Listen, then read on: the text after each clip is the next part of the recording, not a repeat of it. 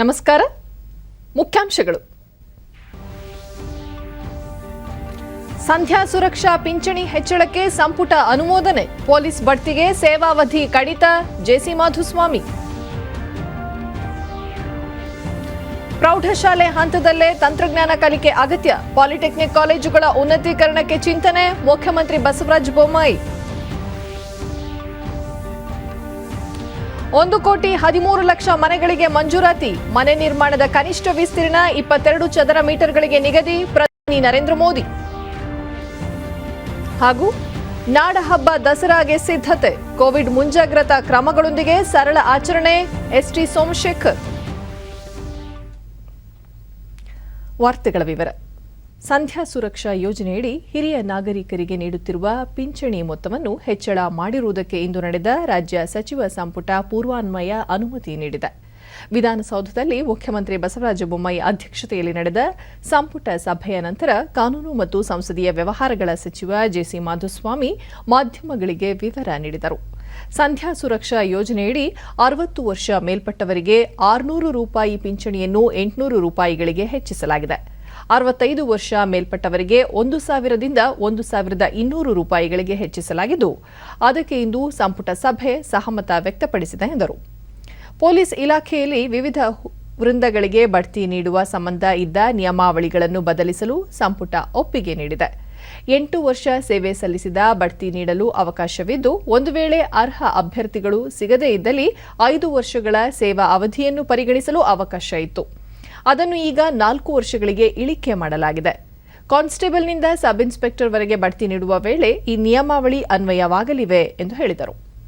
ಚಿಕ್ಕಮಗಳೂರಿನ ದತ್ತಪೀಠಕ್ಕೆ ಮುಜಾವರ್ ನೇಮಕ ಮಾಡಿದ್ದನ್ನು ಹೈಕೋರ್ಟ್ ಅಸಿಂಧುಗೊಳಿಸಿ ನೀಡಿರುವ ತೀರ್ಪನ್ನು ಅನುಷ್ಠಾನಗೊಳಿಸುವ ಸಂಬಂಧ ಕಾನೂನು ಸಚಿವರ ಅಧ್ಯಕ್ಷತೆಯಲ್ಲಿ ಸಂಪುಟ ಉಪಸಮಿತಿಯನ್ನು ರಚಿಸಲಾಗಿದೆ. ಸಚಿವರಾದ ಆರ್ ಅಶೋಕ್, ಸುನೀಲ್ ಕುಮಾರ್ ಹಾಗೂ ಶಶಿಕಲಾ ಜೊಲ್ಲೆ ಸಮಿತಿಯ ಸದಸ್ಯರಾಗಿ ಕಾರ್ಯನಿರ್ವಹಿಸಲಿದ್ದಾರೆ ಎಂದರು. ಮಂಡ್ಯದ ಮೈಶುಗರ್ ಸಕ್ಕರೆ ಕಾರ್ಖಾನೆಯನ್ನು ಸರ್ಕಾರವೇ ನಡೆಸಬೇಕೇ ಅಥವಾ ಖಾಸಗಿಯವರಿಗೆ ನೀಡಬೇಕೇ ಎಂಬುದರ ಬಗ್ಗೆ ಪರಿಶೀಲಿಸಿ ವರದಿ ನೀಡಲು ಸಂಪುಟ ಉಪಸಮಿತಿ ರಚಿಸಲಾಗಿದ್ದು, ಅದರಲ್ಲಿ ಸಚಿವರಾದ ಗೋವಿಂದ ಕಾರಜೋಳ, ಶಂಕರ ಮುನೇನಕೊಪ್ಪ, ಕೆಸಿ ನಾರಾಯಣಗೌಡ, ಆರ್ ಅಶೋಕ ಸದಸ್ಯರಾಗಿರುತ್ತಾರೆ ಎಂದು ಜೆಸಿ ಮಾಧುಸ್ವಾಮಿ ತಿಳಿಸಿದರು.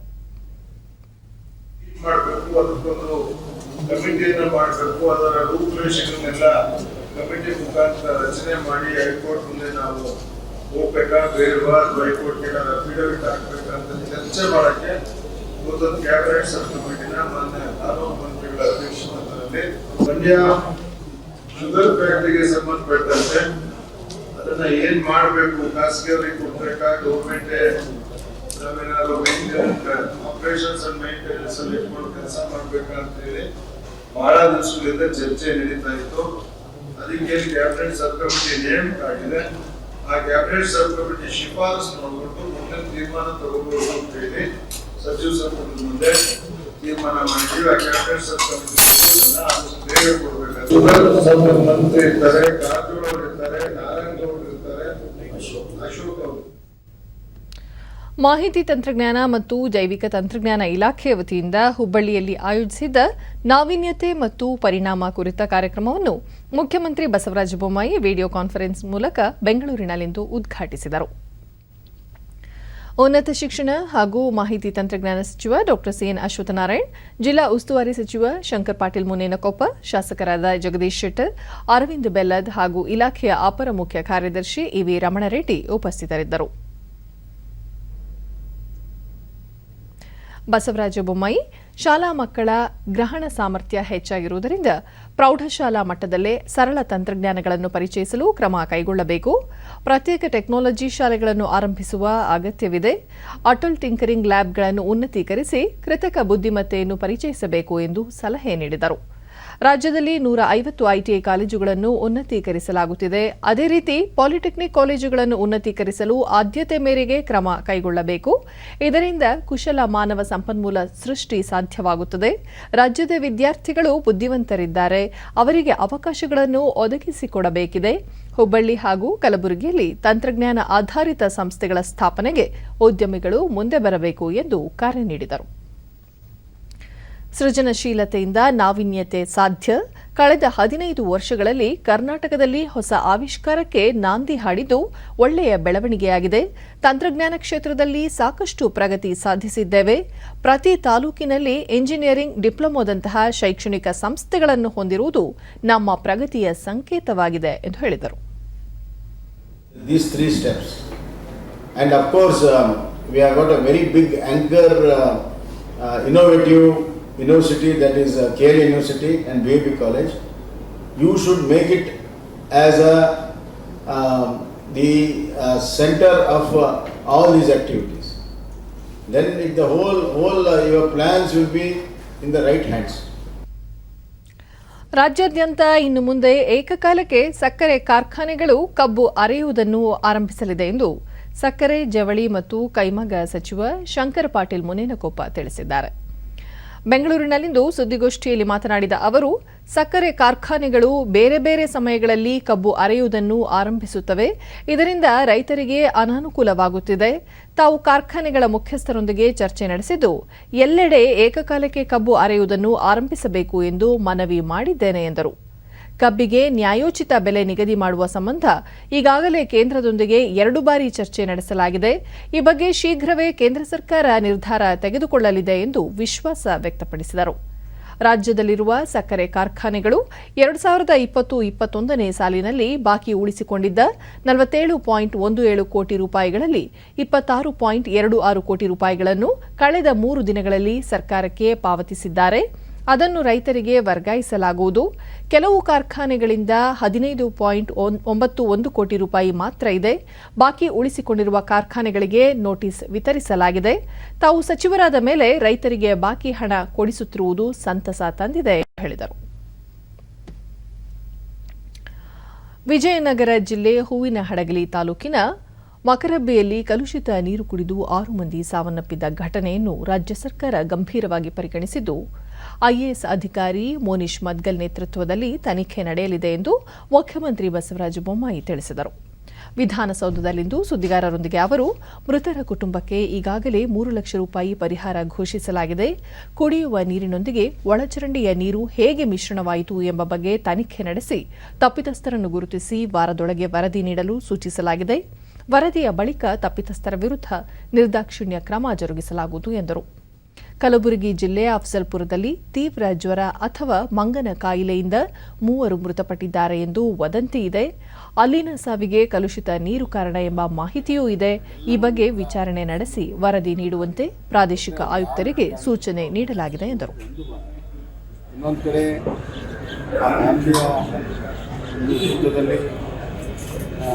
ನಾನು ಕೂಡ ಇದ್ದೀನಿ. ಕುಟುಂಬಕ್ಕೆ ದುಡ್ಡು ಸೇರಿಸುವಂಥ ಭಗವಂತ ಶಕ್ತಿ ಕೊಡಲಿ ಅಂತ ಹೇಳ್ತೀನಿ. ಪ್ರತಿಯೊಂದು ಕುಟುಂಬಕ್ಕೆ 3 ಲಕ್ಷ ರೂಪಾಯಿ ಪರಿಹಾರವನ್ನು ನಾನು ಈಗಾಗಲೇ ಘೋಷಣೆಯನ್ನು ಮಾಡಿದ್ದೀನಿ. ಅದರ ಜೊತೆಗೆ ಅಫ್ಜಲ್ಪುರದಲ್ಲಿ 3 ಜನ ಮಂಗ ಕಾಯಿಲೆ ಆಗಿ ತೀವ್ರ ಜ್ವರ ಬಂದು ತೀರ್ಕೊಂಡಿದ್ದಾರೆ ಅಂತ ಸುದ್ದಿ ಇದೆ. ಅಲ್ಲಿಯೂ ಕೂಡ ಕಲುಷಿತ ನೀರು ತೊಗೊಂಡಿರ್ಬೋದು ಅನ್ನುವಂಥದ್ದು ವಿಚಾರವೂ ಕೂಡ ಇದೆ. ಅದನ್ನು ಅಲ್ಲಿಯ ರೀಜನಲ್ ಕಮಿಷನರು ಅವ್ರಿಗೆ ಕೂಡಲೇ ರಿಪೋರ್ಟ್ ಕೂಡ ಹೇಳಿದ್ದೇನೆ. ರಿಪೋರ್ಟ್ ಬಂದ ತಕ್ಷಣವೇ ಅಲ್ಲಿನೂ ಕೂಡ ಯಾವ ರೀತಿ ಇಲ್ಲಿ ಹೂವಿನಡಗಲಿ ಕ್ರಮ ತೆಗೆದುಕೊಂಡು ಆ ಕ್ರಮವನ್ನು ಅನುಸರಿಸಬೇಕು ಮತ್ತು ಪರಿಹಾರವನ್ನು ಘೋಷಣೆ ಮಾಡಬೇಕು. ಕೇಂದ್ರ ಬಿಜೆಪಿ ನೇತೃತ್ವದ ಎನ್ಡಿಎ ಸರ್ಕಾರ ಈವರೆಗೆ ಒಟ್ಟಾರೆ ದೇಶದ 3 ಕೋಟಿ ಬಡ ಜನರಿಗೆ ಮನೆ ನಿರ್ಮಿಸಿಕೊಟ್ಟಿದೆ ಎಂದು ಪ್ರಧಾನಮಂತ್ರಿ ನರೇಂದ್ರ ಮೋದಿ ತಿಳಿಸಿದ್ದಾರೆ. ಉತ್ತರ ಪ್ರದೇಶದ ಲಕ್ನೋದಲ್ಲಿಂದು ಆಜಾದಿ ಕಾ ಅಮೃತ ಮಹೋತ್ಸವ ಆಚರಣೆಯ ಅಂಗವಾಗಿ 3 ದಿನಗಳ ನವನಗರ ಭಾರತ ನಗರ ಭೂರಮೆಯ ಪರಿವರ್ತನೆ ಸಮಾವೇಶ ಮತ್ತು ವಸ್ತು ಪ್ರದರ್ಶನಕ್ಕೆ ಇಂದು ವರ್ಚುವಲ್ ಮೂಲಕ ಚಾಲನೆ ನೀಡಿ 75 ನಗರ ಯೋಜನೆಗಳಿಗೆ ಶಂಕುಸ್ಥಾಪನೆ ನೆರವೇರಿಸಿದ ಅವರು, ಹಿಂದಿನ ಸರ್ಕಾರಗಳು ನಗರ ವಸತಿ ಯೋಜನೆಗಳ ಅಡಿಯಲ್ಲಿ ಕೇವಲ 13 ಲಕ್ಷ ಮನೆಗಳನ್ನು ಮಾತ್ರ ಮಂಜೂರು ಮಾಡಿತ್ತು. ಈ ಪೈಕಿ 8 ಲಕ್ಷ ಮನೆಗಳನ್ನು ಮಾತ್ರ ನಿರ್ಮಿಸಲಾಗಿತ್ತು ಎಂದರು. ಆದರೆ 2014ರಿಂದೀಚೆಗೆ ತಮ್ಮ ಸರ್ಕಾರ ಪ್ರಧಾನಮಂತ್ರಿ ವಸತಿ ಯೋಜನೆ ನಗರ ಅಡಿಯಲ್ಲಿ 1 ಕೋಟಿ 13 ಲಕ್ಷ ಮನೆಗಳ ನಿರ್ಮಾಣಕ್ಕೆ ಮಂಜೂರಾತಿ ನೀಡಿದೆ. ಈ ಪೈಕಿ 50 ಲಕ್ಷಕ್ಕೂ ಹೆಚ್ಚು ಮನೆಗಳನ್ನು ನಿರ್ಮಾಣ ಮಾಡಿ ಬಡವರಿಗೆ ನೀಡಲಾಗಿದೆ ಎಂದು 2014ಕ್ಕೆ ಮುನ್ನ ಎಷ್ಟು ವಿಸ್ತೀರ್ಣದಲ್ಲಿ ಮನೆ ನಿರ್ಮಿಸಬೇಕು ಎಂಬ ಬಗ್ಗೆ ಸ್ಪಷ್ಟ ನೀತಿಯೇ ಇರಲಿಲ್ಲ ಎಂದ ಪ್ರಧಾನಿ, 22 ಚದರ ಮೀಟರ್ಗಿಂತ ಕಡಿಮೆ ಯಾವುದೇ ಮನೆ ನಿರ್ಮಾಣ ಮಾಡಬಾರದು ಎಂದು ತಮ್ಮ ಸರ್ಕಾರ ಮನೆಗಳ ವಿಸ್ತೀರ್ಣಕ್ಕೆ ಸಂಬಂಧಿಸಿದಂತೆ ಸ್ಪಷ್ಟ ನೀತಿ ರೂಪಿಸಿದೆ ಎಂದು ತಿಳಿಸಿದರು. ಪಿಎಂ ವಸತಿ ಯೋಜನೆ ನಗರ ಅಡಿಯಲ್ಲಿ ಕೇಂದ್ರ ಸರ್ಕಾರ ಸುಮಾರು 1 ಲಕ್ಷ ಕೋಟಿ ರೂಪಾಯಿಗಳನ್ನು ಬಡವರ ಬ್ಯಾಂಕ್ ಖಾತೆಗೆ ವರ್ಗಾವಣೆ ಮಾಡಿದೆ. ದೇಶದಲ್ಲಿ ಪಿಎಂ ವಸತಿ ಯೋಜನೆ ಅಡಿಯಲ್ಲಿ ನೀಡಲಾಗುತ್ತಿರುವ ಮನೆಗಳ ಪ್ರತಿಶತ 80ರಷ್ಟು ಮಾಲೀಕತ್ವದ ಹಕ್ಕನ್ನು ಮಹಿಳೆಯರಿಗೆ ನೀಡಲಾಗುತ್ತಿದೆ, ಇಲ್ಲವೇ ಅವರು ಜಂಟಿ ಮಾಲೀಕರಾಗಿದ್ದಾರೆ ಎಂದರು. ಸಾಮಾನ್ಯವಾಗಿ ಮನೆ, ಜಮೀನು, ವಾಹನ, ಅಂಗಡಿ, ಮಳಿಗೆ ಎಲ್ಲವೂ ಮನೆಯ ಯಜಮಾನನ ಹೆಸರಿನಲ್ಲಿ ಇರುತ್ತದೆ. ತಂದೆ ಇಲ್ಲದಿದ್ದಾಗ ಮಕ್ಕಳ ಹೆಸರಲ್ಲಿ ಇರುತ್ತದೆ. ಮಾತೆಯರ ಹೆಸರಲ್ಲಿ ಏನೂ ಇರುವುದಿಲ್ಲ. ಹೀಗಾಗಿ ಸರ್ಕಾರ ನೀಡುವ ಮನೆಗಳ ಮಾಲೀಕತ್ವದ ಹಕ್ಕನ್ನು ಮಹಿಳೆಯರಿಗೆ ನೀಡಲಾಗುತ್ತಿದೆ ಎಂದರು. ಇದೇ ವೇಳೆ ಪ್ರಧಾನಿಯವರು 75 ಜಿಲ್ಲೆಗಳ 75,000 ಫಲಾನುಭವಿಗಳಿಗೆ ಪ್ರಧಾನಮಂತ್ರಿ ವಸತಿ ನಗರ ಯೋಜನೆಯ ಮನೆಗಳ ಕೀಲಿಕೈಯನ್ನು ಡಿಜಿಟಲ್ ಮೂಲಕ ಹಸ್ತಾಂತರಿಸಿ ಆಯ್ದ ಫಲಾನುಭವಿಗಳೊಂದಿಗೆ ಸಂವಾದ ನಡೆಸಿದರು. एक विजनरी मां भारती के लिए समर्पित राष्ट्र नायक देश को दिया है. आज उनकी स्मृति में बाबा साहब भीमराव अंबेडकर यूनिवर्सिटी में अटल बिहारी वाजपेयी चेयर स्थापित की जा रही है. मुझे सुनाई दे रहा है. राधे राधे राधे राधे. तो ये जो इस प्रकार से जो सेवाएं देते हैं, जी जो हमारे स्ट्रीट वेंडर्स जिसको कहते हैं, जो घर में दूध पहुंचाते हैं, सब्जी पहुंचाते हैं, बाकी कब की सेवाएं करते हैं. ಇದಕ್ಕೂ ಮುನ್ನ ನಗರ ಯೋಜನೆ ಮತ್ತು ಕೇಂದ್ರ ವಸತಿ ಸಚಿವ ಹರ್ದೀಪ್ ಸಿಂಗ್ ಪುರಿ ಪ್ರಧಾನಿ ನರೇಂದ್ರ ಮೋದಿ ಅವರ ಮಾರ್ಗದರ್ಶನದಲ್ಲಿ ಆರಂಭಿಸಲಾದ ರಾಷ್ಟ್ರೀಯ ನಗರ ಅಭಿಯಾನ ದೇಶದ ನಗರಗಳ ಸ್ವರೂಪವನ್ನೇ ಧನಾತ್ಮಕವಾಗಿ ಬದಲಾಯಿಸಿದೆ ಎಂದರು. 2015ರಲ್ಲಿ ಆರಂಭಿಸಲಾದ ನಗರ ಅಭಿಯಾನ ಯೋಜನೆಯಲ್ಲಿ ಕಳೆದ 6 ವರ್ಷಗಳಲ್ಲಿ ನಗರ ಹೂಡಿಕೆ 7 ಪಟ್ಟು ಹೆಚ್ಚಳವಾಗಿದ್ದು ಇಂದು 11 ಕೋಟಿ ಮೀರಿದೆ ಎಂದರು. वहीं स्वच्छ भारत मिशन अर्बन ने 73 लाख से अधिक शौचालयों का निर्माण किया और स्वच्छता के प्रति प्रत्येक नागरिक के व्यवहार में बदलाव लाया.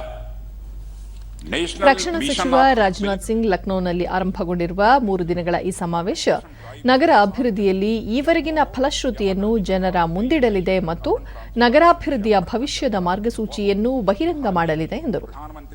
द्वारा लॉन्च्ड स्वच्छ भारत मिशन अर्बन 2 हो या अमृत 2 हो, यह सभी अभियान हमारे नए भारत, स्वच्छ भारत और आत्मनिर्भर भारत के प्रति सरकार के उद्देश्यों को और साथ ही साथ सरकार के कमिटमेंट को यह दर्शाते हैं.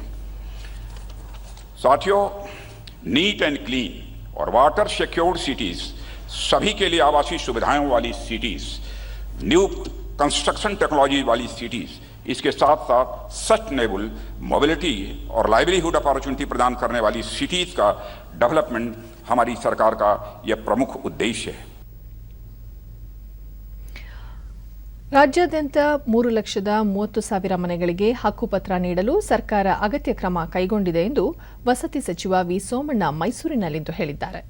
ಸುದ್ದಿಗಾರರೊಂದಿಗೆ ಈಗಾಗಲೇ ಬೆಂಗಳೂರು, ಹುಬ್ಬಳ್ಳಿ ಮತ್ತು ಮೈಸೂರಿನಲ್ಲಿ ಹಕ್ಕುಪತ್ರಗಳನ್ನು ಫಲಾನುಭವಿಗಳಿಗೆ ನೀಡಲಾಗುತ್ತಿದೆ. ಈಗಾಗಲೇ ನಿರ್ಮಿಸಲಾಗಿರುವ ಆಶ್ರಯ ಮನೆಗಳಿಗೆ ಮುಂದಿನ ದಿನಗಳಲ್ಲಿ ತಾಲೂಕು ಮಟ್ಟದಲ್ಲೇ ಹಕ್ಕುಪತ್ರಗಳನ್ನು ನೀಡಲು ಕ್ರಮ ಕೈಗೊಳ್ಳಲಾಗುತ್ತದೆ. ಇದರಿಂದ 40,000ಕ್ಕೂ ಹೆಚ್ಚು ಜನರಿಗೆ ಅನುಕೂಲವಾಗಲಿದೆ ಎಂದು ಹೇಳಿದರು. ರಾಜ್ಯದಲ್ಲಿ ನೆರೆ ಹಾವಳಿಯಿಂದ ಮನೆ ಕಳೆದುಕೊಂಡವರಿಗೆ ಮನೆ ನಿರ್ಮಾಣ ಮಾಡಿಕೊಳ್ಳಲು ತಲಾ 1 ಲಕ್ಷ ರೂಪಾಯಿಯನ್ನು ಸರ್ಕಾರ ಬಿಡುಗಡೆ ಮಾಡಿದೆ. ಜಿಲ್ಲಾಧಿಕಾರಿಗಳ ಮೂಲಕ ವಸತಿ ಇಲಾಖೆಯಿಂದ 150 ಕೋಟಿ ರೂಪಾಯಿ ಬಿಡುಗಡೆ ಮಾಡಲಾಗಿದ್ದು ಕಂದಾಯ ಇಲಾಖೆಯು ಇದರ ನಿರ್ವಹಣೆ ಮಾಡುತ್ತಿದೆ ಎಂದು ಸಚಿವರು ತಿಳಿಸಿದರು. ಅದರ ಹಕ್ಕನ್ನು ಕೊಟ್ಟಿರ್ತಕ್ಕಂಥದ್ದು ಮೊದಲನೇ ಬಾರಿಗೆ ಬಿಜೆಪಿ ಸರ್ಕಾರ. ಇವತ್ತು ಅದಕ್ಕೋಸ್ಕರವಾಗಿ ನಾವು 4,000, 2,000 ಮಾಡಿದ್ವಿ. ಸುಮಾರು 40 ಲಕ್ಷಕ್ಕೂ ಮೇಲ್ಪಟ್ಟು ಸಾರ್ವಜನಿಕವಾಗಿರ್ತಕ್ಕಂಥ ಬಡವರಿಗೆ ಅನುಕೂಲ ಆಗ್ತದೆ. ನೆರೆಯಿಂದ ಮನೆ ಕಳ್ಕೊಂಡಂಥವ್ರಿಗೆ ನಾವು ಏನೀಗಾಗಲೇ ಸನ್ಮಾನ್ಯ ಯಡಿಯೂರಪ್ಪನವರು ಮುಖ್ಯಮಂತ್ರಿಗಳಾಗಿದ್ದಾಗ 5 ಲಕ್ಷ ಕೊಡ್ತೀವಿ ಅಂತ ಹೇಳಿದ್ರು. 1 ಲಕ್ಷ ರೂಪಾಯಿ ನಾವು ಎಲ್ಲ ಕಡೆ ಕೊಟ್ಟು ಫೌಂಡೇಶನ್ ಕೂಡ ಆಗಿದೆ. ಅದು ಈಗಾಗಲೇ ಆಯಾ ಜಿಲ್ಲಾಧಿಕಾರಿಗಳು ವರದಿ ತರಿಸ್ಕೊಂಡು ಮೊನ್ನೆಯೂ ಕೂಡ ಸುಮಾರು 150 ಕೋಟಿ ರೂಪಾಯಿಗಳನ್ನು ನಮ್ಮ ಇಲಾಖೆಯಿಂದ ಬಿಡುಗಡೆ ಮಾಡಿದ್ದೀವಿ. ಇದರ ಕಂಪ್ಲೀಟ್ ಮುತುವರ್ಜಿಯನ್ನು ಮೇಲ್ವಿಚಾರಣೆಯನ್ನು ಕಂದಾಯ ಇಲಾಖೆ ಮಾಡೋದ್ರಿಂದ ಅದು ಒಂದು ಹಂತಕ್ಕೆ ಬರ್ತಾ ಇದೆ. ಹಿಪ್ಪರಗಿ ಬ್ಯಾರೇಜ್ ಎಡಭಾಗದ ತಿರುವಿನಲ್ಲಿ ಕಾಂಕ್ರೀಟ್ ತಡೆಗೋಡೆ ನಿರ್ಮಿಸಲು ಸಚಿವ ಸಂಪುಟ ಸಭೆ ಅನುಮೋದನೆ ನೀಡಿದೆ ಎಂದು ಜಲಸಂಪನ್ಮೂಲ ಸಚಿವ ಗೋವಿಂದ ಕಾರಜೋಳ ಪ್ರಕಟಣೆಯಲ್ಲಿ ತಿಳಿಸಿದ್ದಾರೆ. ಮಳೆಗಾಲದಲ್ಲಿ ಹಿಪ್ಪರಗಿ ಬ್ಯಾರೇಜ್ನಿಂದ ನೀರನ್ನು ಹೊರಬಿಟ್ಟಾಗ ಅದು ರಭಸವಾಗಿ ಹರಿದು ಎರೆಮಣ್ಣು ಸವಕಳಿಯಾಗಿ ಸಂಪೂರ್ಣ ದಂಡೆಯಲ್ಲಿ ಕೊರತೆಯುಂಟಾಗುತ್ತಿತ್ತು. ರೈತರ ಭೂಮಿಗೂ ನೀರು ನುಗ್ಗಿ ನಷ್ಟವಾಗುತ್ತಿತ್ತು. ಕೇಂದ್ರ ಜಲ ಆಯೋಗ 2007ರಲ್ಲಿ ಬ್ಯಾರೇಜ್ ತಪಾಸಣಾ ಸಮಯದಲ್ಲಿ ಎಡದಂಡೆಯಲ್ಲಿ 500 ಮೀಟರ್ ತಡೆಗೋಡೆ ನಿರ್ಮಿಸಿರುವುದರಿಂದ ಸವೆತ ತಪ್ಪಿಸಬಹುದು ಎಂಬ ಅಭಿಪ್ರಾಯಪಟ್ಟಿತ್ತು. ಅದನ್ನು ಆಧರಿಸಿ ತಾಂತ್ರಿಕ ಉಪಸಮಿತಿ ತಯಾರಿಸಿದ್ದ 28 ಕೋಟಿ ರೂಪಾಯಿಗಳ ಪ್ರಸ್ತಾವನೆಗೆ ಸಂಪುಟ ಸಭೆ ಅನುಮೋದನೆ ನೀಡಿದೆ ಎಂದು ತಿಳಿಸಿದ್ದಾರೆ. 500 ಮೀಟರ್ ಉದ್ದ 15 ಮೀಟರ್ ಎತ್ತರದ ಕಾಂಕ್ರೀಟ್ ತಡೆಗೋಡೆಯನ್ನು ನಿರ್ಮಿಸಲು ಯೋಜಿಸಲಾಗಿದೆ. ಶೀಘ್ರವೇ ಕಾಮಗಾರಿಯನ್ನು ಕೈಗೆತ್ತಿಕೊಳ್ಳಲಾಗುವುದು. ಮುಂದಿನ ಹಂಗಾಮಿನ ವೇಳೆಗೆ ಯೋಜನೆ ಪೂರ್ಣಗೊಳಿಸುವ ಉದ್ದೇಶವಿದೆ ಎಂದು ತಿಳಿಸಿದ್ದಾರೆ. ನಾಡಹಬ್ಬವಾಗಿರುವ ವಿಶ್ವವಿಖ್ಯಾತ ಮೈಸೂರು ದಸರಾ ಮಹೋತ್ಸವ ಆಚರಣೆಗೆ ರಾಜ್ಯ ಸರ್ಕಾರ ಪ್ರತ್ಯೇಕ ಮಾರ್ಗಸೂಚಿ ಬಿಡುಗಡೆ ಮಾಡಿದೆ. ಇದೇ 7ರಿಂದ 15ರವರೆಗೆ ಒಟ್ಟು 9 ದಿನಗಳ ಕಾಲ ನಡೆಯುವ ನಾಡಹಬ್ಬ ಮೈಸೂರು ದಸರಾ ಮಹೋತ್ಸವವನ್ನು ಕೋವಿಡ್ ಹಿನ್ನೆಲೆಯಲ್ಲಿ ಈ ಬಾರಿಯೂ ಅತ್ಯಂತ ಸರಳವಾಗಿ ಆಚರಿಸಲಾಗುವುದು ಎಂದು ರಾಜ್ಯ ಸರ್ಕಾರ ಮಾರ್ಗಸೂಚಿಯಲ್ಲಿ ತಿಳಿಸಿದೆ. ಜಿಲ್ಲಾಡಳಿತವು ಅಗತ್ಯ ಮುನ್ನೆಚ್ಚರಿಕಾ ಕ್ರಮಗಳನ್ನು ವಹಿಸಿ ಆಚರಣೆಗೆ ಮುನ್ನವೇ ನಿಷೇಧಗಳ ಕುರಿತು ವ್ಯಾಪಕವಾಗಿ ಪ್ರಚಾರ ಮಾಡಬೇಕು. ಅರಮನೆಯ ಆವರಣದಲ್ಲಿ ನಡೆಯುವ ಸಾಂಸ್ಕೃತಿಕ ಕಾರ್ಯಕ್ರಮಗಳಲ್ಲಿ ವ್ಯಕ್ತಿಗತ ಅಂತರ, ಮಾಸ್ಕ್ ಮತ್ತು ಸ್ಯಾನಿಟೈಸರ್ಗಳ ಕಡ್ಡಾಯ ಬಳಕೆಗೆ ಷರತ್ತು ವಿಧಿಸಲಾಗಿದೆ. ಚಾಮುಂಡಿ ಬೆಟ್ಟದಲ್ಲಿ ಇದೇ 7ರಂದು ದಸರಾ ಮಹೋತ್ಸವಕ್ಕೆ ಚಾಲನೆ ನೀಡಲಾಗುತ್ತಿದ್ದು, ಕೋವಿಡ್-19ಕ್ಕೆ ಸಂಬಂಧಪಟ್ಟ ಎಲ್ಲ ಮುನ್ನೆಚ್ಚರಿಕಾ ಕ್ರಮಗಳೊಂದಿಗೆ ಕಡ್ಡಾಯವಾಗಿ 100 ಜನರಿಗೆ ಮಾತ್ರ ಪ್ರವೇಶ ಕಲ್ಪಿಸಲಾಗುತ್ತದೆ. 8 ದಿನಗಳವರೆಗೆ ಸ್ಥಳೀಯ ಕಲಾವಿದರಿಂದ ಪ್ರತಿದಿನ 2 ಗಂಟೆಗಳು, ಗರಿಷ್ಠ 500 ಜನರಿಗೆ ಮೀರದಂತೆ ಸಂಜೆಯ ಸಾಂಸ್ಕೃತಿಕ ಕಾರ್ಯಕ್ರಮಗಳನ್ನು ಆಚರಿಸಬಹುದಾಗಿದೆ. ದಸರಾದ ಕೊನೆಯ ದಿನ ಅಕ್ಟೋಬರ್ 15ರಂದು ಅರಮನೆಯ ಆವರಣದಲ್ಲಿ ನಡೆಯುವ ಜಂಬೂ ಸವಾರಿ 500 ಜನರಿಗೆ ಮಾತ್ರ ಅವಕಾಶ ಕಲ್ಪಿಸಲಾಗಿದೆ. ಜಗತ್ಪ್ರಸಿದ್ಧ ದಸರಾ ಆಚರಣೆಯನ್ನು ಮೈಸೂರಿನಲ್ಲಿ ದೃಶ್ಯ ಸಂವಹನದ ಮೂಲಕ ಸಾರ್ವಜನಿಕರು ವೀಕ್ಷಿಸಲು ಅವಕಾಶ ಕಲ್ಪಿಸುವುದು ಮತ್ತು ಈ ಸಮಾರಂಭಗಳಿಗೆ ಹೆಚ್ಚಿನ ಸಂಖ್ಯೆಯ ಸಾರ್ವಜನಿಕರ ಪ್ರವೇಶ ನಿಷೇಧಿಸುವಂತೆಯೂ ಜಿಲ್ಲಾಡಳಿತಕ್ಕೆ ಸೂಚಿಸಲಾಗಿದೆ. ಮೈಸೂರು ಹೊರತಾಗಿ ರಾಜ್ಯದ ಇತರೆಡೆ ನಡೆಯುವ ದಸರಾ ಆಚರಣೆಯ ಕಾರ್ಯಕ್ರಮಗಳಲ್ಲಿ 400ಕ್ಕಿಂತ ಹೆಚ್ಚು ಜನರು ಒಮ್ಮೆಲೆ ಸೇರುವಂತಿಲ್ಲ ಎಂದು ಮಾರ್ಗಸೂಚಿಯಲ್ಲಿ ತಿಳಿಸಲಾಗಿದೆ. ಈ ಬಾರಿಯ ವಿಶ್ವವಿಖ್ಯಾತ ಮೈಸೂರು ದಸರಾ ಮಹೋತ್ಸವ ನಾಡಿದ್ದು ಆರಂಭವಾಗಲಿದ್ದು, ಸಾಂಸ್ಕೃತಿಕ ನಗರಿಯಲ್ಲಿ ಭರದ ಸಿದ್ಧತೆ ನಡೆದಿದೆ. ದಸರಾ ಮಹೋತ್ಸವದಲ್ಲಿ ಪಾಲ್ಗೊಳ್ಳುವಂತೆ ರಾಜಮಾತೆ ಪ್ರಮೋದಾದೇವಿ ಅವರನ್ನು ಜಿಲ್ಲಾ ಉಸ್ತುವಾರಿ ಸಚಿವ ಎಸ್ಟಿ ಸೋಮಶೇಖರ್ ಇನ್ನಿತರ ಜನಪ್ರತಿನಿಧಿಗಳು ಭೇಟಿ ನೀಡಿ ರಾಜಗೌರವ ನೀಡಿ ಆಹ್ವಾನ ನೀಡಿದರು.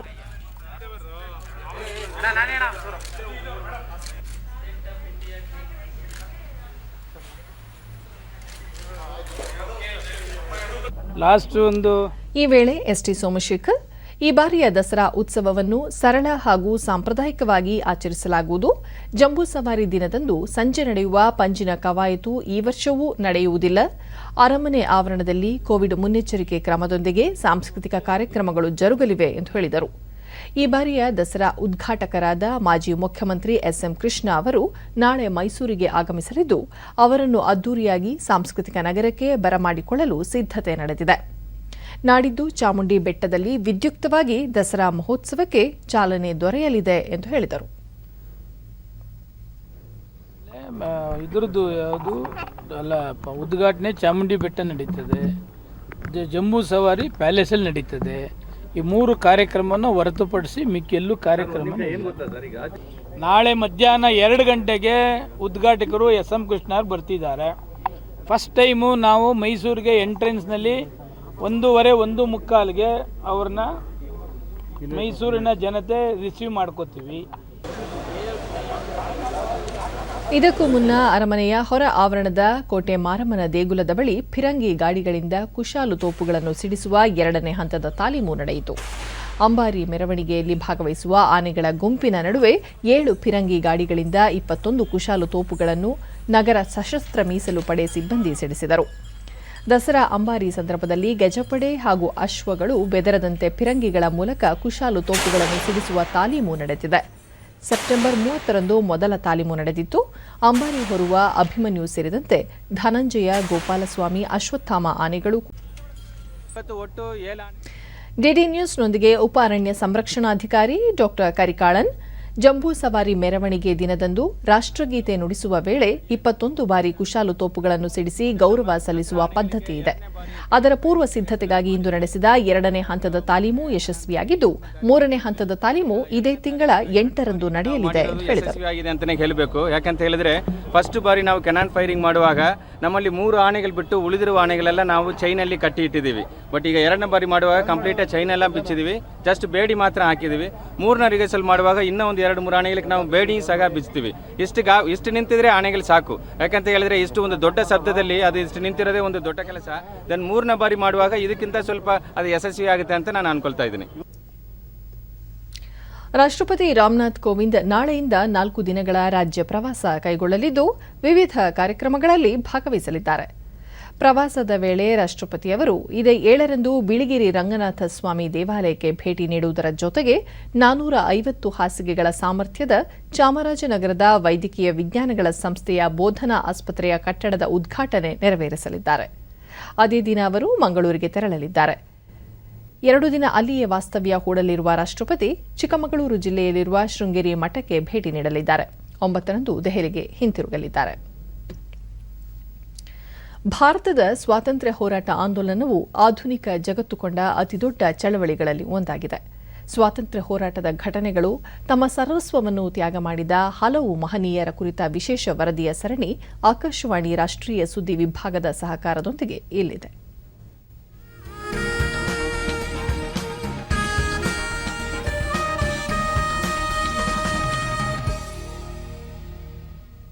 ಅಕ್ಟೋಬರ್ 5 ಸ್ವಾತಂತ್ರ್ಯ ಹೋರಾಟಗಾರ ಬಾಜಿ ರಾವುತ್ ಅವರ ಜನ್ಮದಿನ. 1926ರಲ್ಲಿ ಒಡಿಶಾದ ಧೇನ್ ಕನಾಲ್ನ ನೀಲಕಾಂತಪುರ ಗ್ರಾಮದಲ್ಲಿ ಜನಿಸಿದ ಅವರು ತಮ್ಮ 12ನೇ ವಯಸ್ಸಿನಲ್ಲೇ ಬ್ರಿಟಿಷ್ ಮತ್ತು ಪೊಲೀಸರ ವಿರುದ್ಧ ಧೈರ್ಯ ಸಾಹಸದ ಪ್ರದರ್ಶನ ಮಾಡಿದರು. ಬ್ರಾಹ್ಮಣಿ ನದಿಯ ನೀಲಕಾಂತಪುರ ಘಟ್ಟದ ಮೇಲೆ ಪೊಲೀಸರು ಮತ್ತು ಸೇನೆಯ ಚಲನವಲನಗಳ ಮೇಲೆ ಕಣ್ಣಿಡುವ ಜವಾಬ್ದಾರಿ ನೋಡಿಕೊಳ್ಳುತ್ತಿದ್ದ ಅವರು 1938 ಅಕ್ಟೋಬರ್ 10ರ ರಾತ್ರಿ ಪೊಲೀಸರು ಮತ್ತು ಸೈನಿಕರು ನದಿ ದಾಟಲು ಪ್ರಯತ್ನಿಸಿದಾಗ ಗ್ರಾಮಸ್ಥರನ್ನು ಗಂಟೆಯ ಮೂಲಕ ಎಚ್ಚರಿಸಿದರು. ಈ ವೇಳೆ ಸೈನಿಕರಿಂದ ನಡೆದ ಹಲ್ಲೆಯಿಂದ ತಲೆಗೆ ಗಂಭೀರ ಗಾಯವಾಗಿ ಭಾರೀ ರಕ್ತಸ್ರಾವವಾಗಿದ್ದರಿಂದ ಅದೇ ರಾತ್ರಿ ಸಾವನ್ನಪ್ಪಿದರು.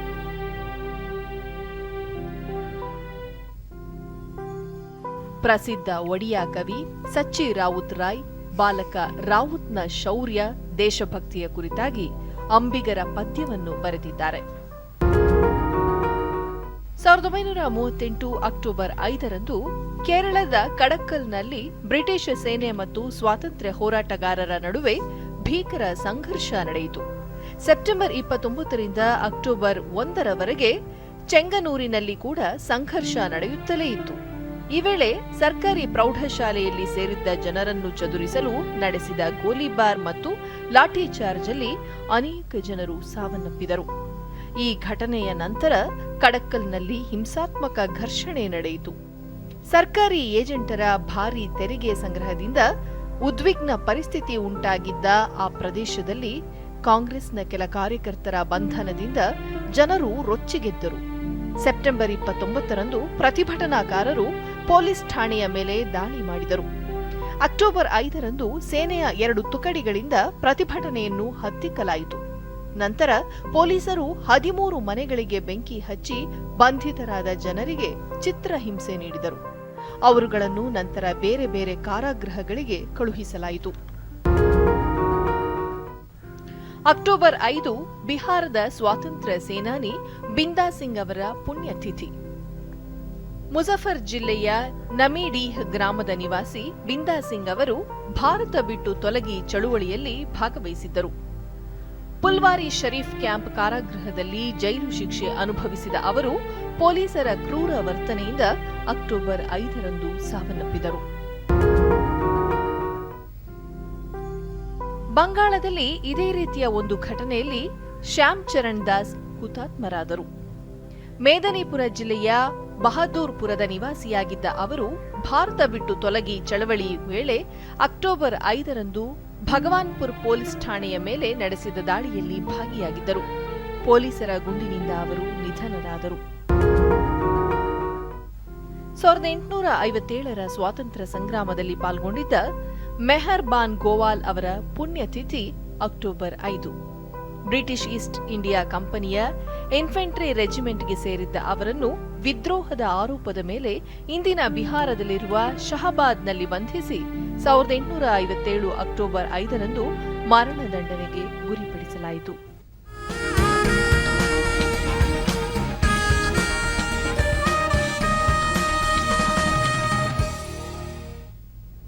ಕೊನೆಯಲ್ಲಿ ಮತ್ತೊಮ್ಮೆ ಮುಖ್ಯಾಂಶಗಳು. ಸಂಧ್ಯಾ ಸುರಕ್ಷಾ ಪಿಂಚಣಿ ಹೆಚ್ಚಳಕ್ಕೆ ಸಂಪುಟ ಅನುಮೋದನೆ. ಪೊಲೀಸ್ ಬಡ್ತಿಗೆ ಸೇವಾವಧಿ ಕಡಿತ. ಜೆಸಿ ಮಾಧುಸ್ವಾಮಿ. ಪ್ರೌಢಶಾಲೆ ಹಂತದಲ್ಲೇ ತಂತ್ರಜ್ಞಾನ ಕಲಿಕೆ ಅಗತ್ಯ.